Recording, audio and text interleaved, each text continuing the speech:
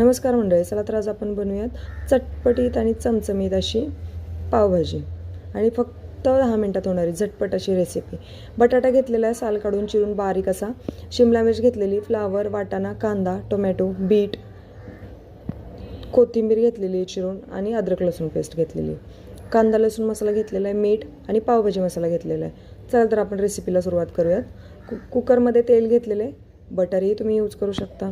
त्याच्यामध्ये आपण अद्रक लसूण पेस्ट टाकलेली, त्याच्यामध्ये आता ॲड करणार आहोत आपण कांदा बारीक चिरलेला कांदा चांगला भाजून घ्यायचा। त्याचा कलर चेंज झाला की पटकन असा टोमॅटो ॲड करायचा त्याच्यामध्ये। टोमॅटो ॲड करून झालं की आता माहिती आपल्याला टोमॅटो भाजणार नाही पटकन, त्यासाठी मीठ टाकायचं थोडंसं आणि झाकण ठेवून द्यायचं। बघू शकता तेल कसं सुटलेलं आहे।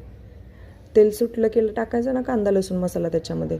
जर टाकून झाला की त्यात पावभाजी मसाला टाकला की सगळ्या भाज्या पटापट ह्याच्यामध्ये टाकायच्या चिरलेल्या आणि बीट टाकायचं। आपलं बीटाने कलर एवढा सुंदर येतो ना भाजीला। हे सगळं मिक्स करून घ्यायचं। मिक्स करून झालं की टाकायचं पाणी शिजायला आणि चवीपुरतं मीठ ॲड करायचं। कुकरला लावायचं झाकण आणि 3 शिट्ट्या होऊन द्यायच्या। 3 शिट्ट्या झाल्या की असं खोलून बघायचा। बघू शकता कशा पद्धतीने शिजलेल्या आहेत त्या भाज्या। घ्या ना मग स्मॅशर आणि घ्या चांगली बारीक करून भाजी। तर बघा पावभाजीची भाजी बारीक करून झालेली आहे। आता तेल टाकल्यानंतर पावभाजी मसाला थोडासा टाकल्यानंतर दिली फोडणी त्याला। कशी दिसते बघा आपली पावभाजीची भाजी। त्यात टाकायचं बटर आणि कोथिंबीर करायचं। झालं की आपली पावभाजी तयार आहे। आता काय करूयात आपण बटर लावूयात तव्याला आणि त्याच्यावरती पाव भाजून घेऊयात। याने जरा आणखीन छान लागते भाजी बटरमध्ये पाव भाजून घेतल्यानंतर। तर रेडी आपली पावभाजी।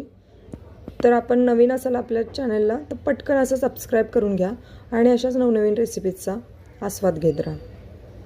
तर याच्यामध्ये टाकायचा कांदा, कोथिंबीर, लिंबू पिळायचं आणि पावभाजी खाऊन टाकायची पटकन अशी।